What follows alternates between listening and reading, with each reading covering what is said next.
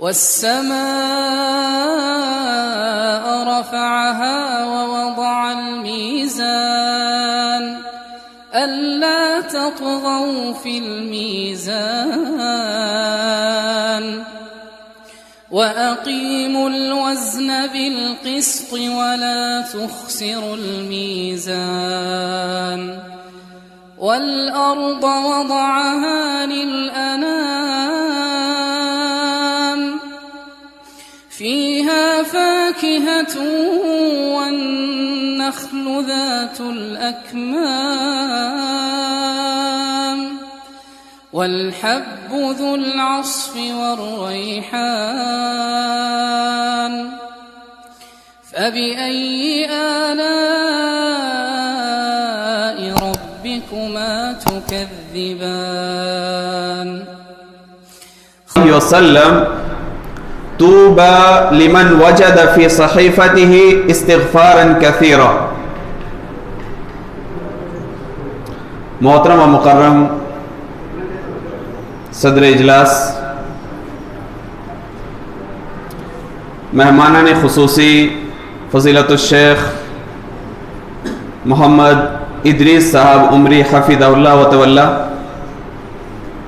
اور تمام ہی معزز و محترم علماء اکرام، الحمدللہ بہت ساری باتیں شیخ محترم نے اخلاق حسنہ کے تعلق سے کی.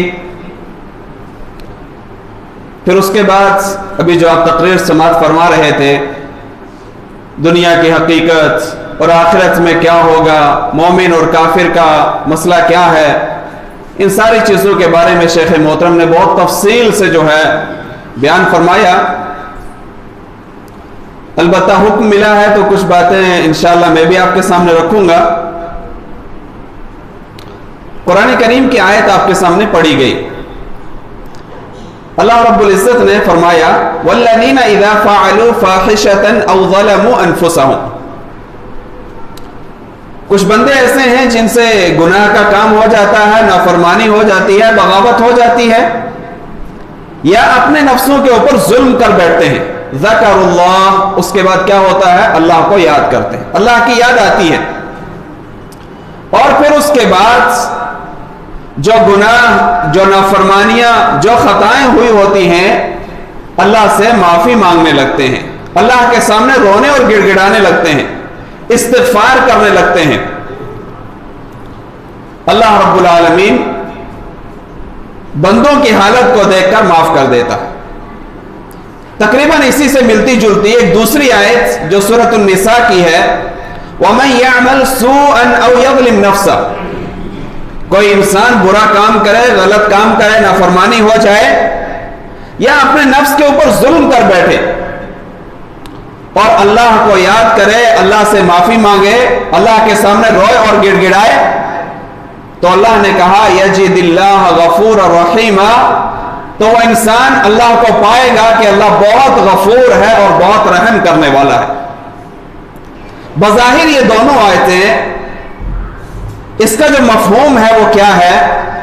ایک انسان گناہ کرتا ہے، غلطی ہوتی ہے، خطا ہوتی ہے، اور اس کے بعد جب اللہ سے اپنی لو لگاتا ہے، معافی مانگتا ہے، ہاتھوں کو پھیلاتا ہے، اپنی جھولی کو اللہ کے سامنے پھیلاتا ہے، تو اللہ اسے معاف کر دیتا ہے، اللہ اسے درگزر کر دیتا ہے.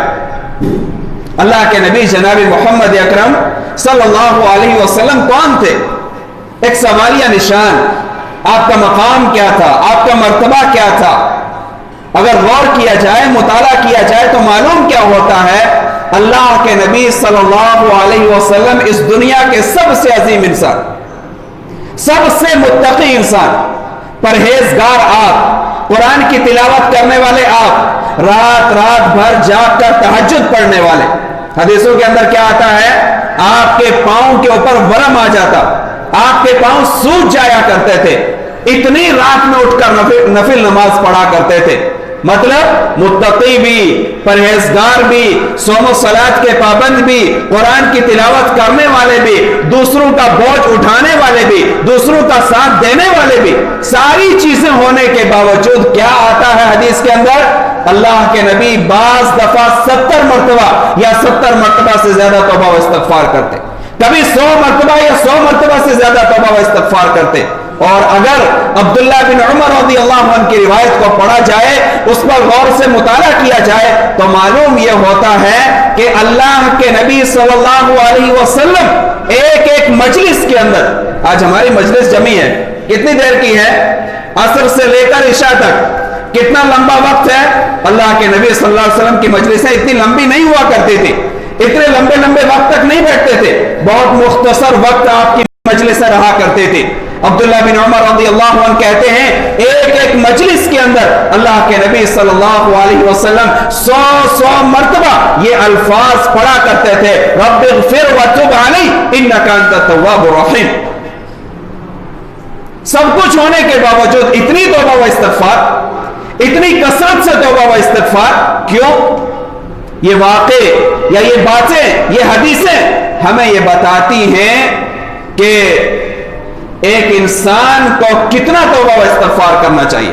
دو باتیں معلوم ہوتی ہیں ان واقعات سے۔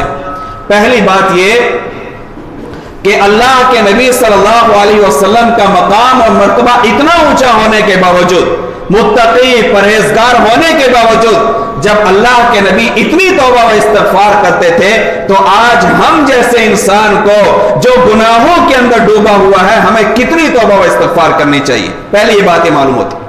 اور دوسری بات جو معلوم ہوتی ہے وہ کیا ہے؟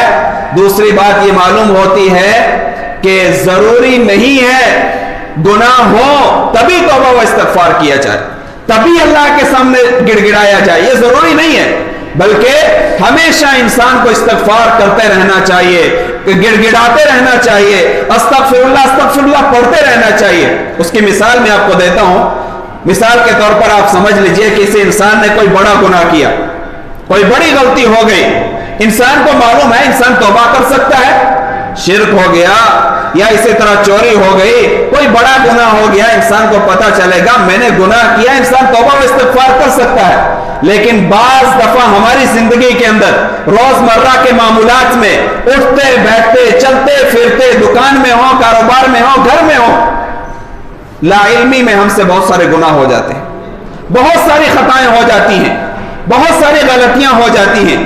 اگر ہم استغفار کرتے رہیں گے، اللہ کو یاد کرتے رہیں گے، تو وہ گناہ جو لا علمی میں ہو گئے، جس کا ہمیں شعور نہیں تھا، جس کے بارے میں ہمیں پتہ نہیں تھا، جن گناہوں کے بارے میں ہمیں پتہ بھی نہیں چلا، اگر ہم استغفار کرتے رہیں گے تو ہمارے وہ گناہ بھی معاف ہو جائیں گے۔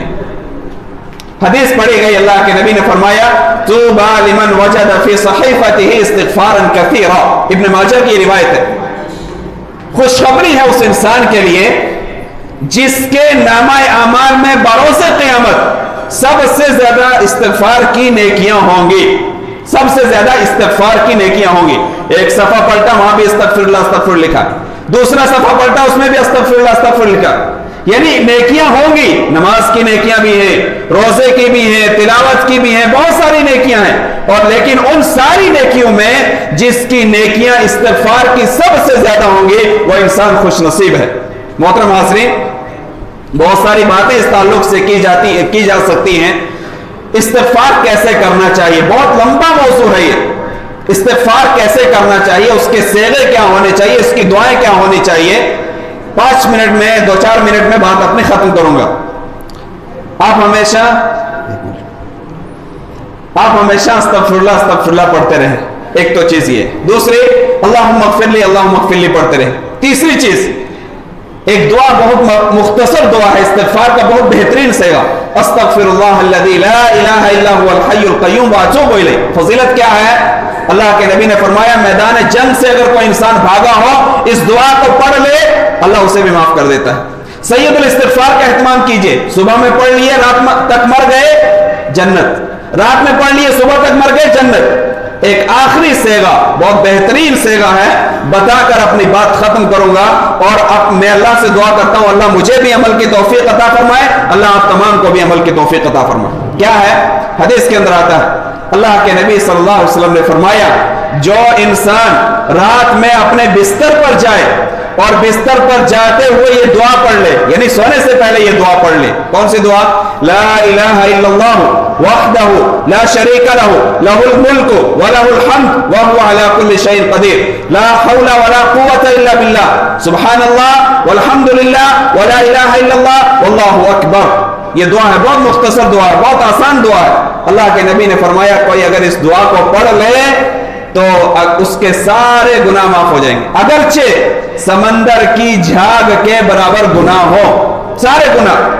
अगर रोज हम अपना मामूल बना लें इस दुआ को पढ़ने का तो दिन भर के जो गुनाह है वो रात में माफ हो जाएंगे. रात जब हम सोएंगे तो साफ पाक होकर सो सकते हैं. लिहाजा जितने सेगे हैं या जितनी दुआएं हैं उनका एहतमाम करें, पढ़ें, याद करने की कोशिश करें और रोजमर्रा के मामूलात में लाने की कोशिश करें. वक्त नहीं, अल्लाह से दुआ है कि अल्लाह रब्बुल आलमीन हमें इस्तिग़फ़ार का एहतमाम करने की तौफीक अता फरमाए, इन दुआओं को याद करने की तौफीक अता फरमाए, रोजमर्रा के मामूलात में इस तरह की दुआएं हमें पढ़ने की तौफीक अता फरमाए. आमीन. अक़ूलु क़ौली हाज़ा अस्तग़फ़िरुल्लाह ली व लकुम व लिसाइरिल मुस्लिमीन वस्तग़फ़िरूहु इन्नहु हुवल गफ़ूरुर रहीम. माशाअल्लाह, बेहतरीन अंदाज में कम वक्त में शेख ने बड़ी अहम बातें बताई हैं. इसको कहते हैं कूज़े में समंदर को समो देना. कम वक्त में आपने बड़ी अहम बातें बताई हैं. मैं शेख का बहुत जो है